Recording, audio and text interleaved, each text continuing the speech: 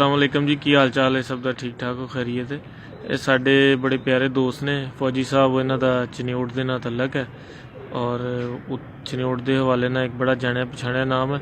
तो अजकल सारे दोस्तों के कबूतरों नूं सर्दी की शिकायत हो रही है, कोई ना कोई वायरस च आ रहे हैं, कोई पोटा रोक रहे हैं या मतलब दूसरे लफ्ज़ों च कह लो कि बीमारी का शिकार हो रहे हैं। तो उस हवाले नाल असीं बैठे सी अज एक छत ते फौजी साहब ने बड़ा ज़बरदस्त नुस्खा दसिया।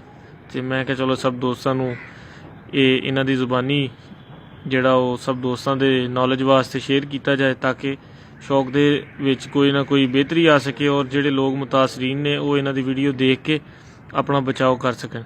अस्सलाम वालेकुम जी, की हाल है? ठीक ठाक हो, खैरियत? अच्छा फौजी साहब, की तुसीं नुस्खा दस रहे सी? 1.5 पा मरचां सब्ज़,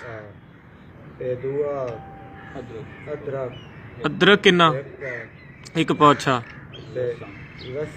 अच्छा जी, लसन भी 1 पाव, प्याज 1 किलो। एक किन्ने पानी च? 6 किलो पानी। ते किन्ना मतलब इनू उबालना किन्ना रह जाए? 4 किलो रह जाए। ते एक कुंडे च किन्ना पाना? 1 कप। एक कुंडे च 1 कप। किन्ने दिन?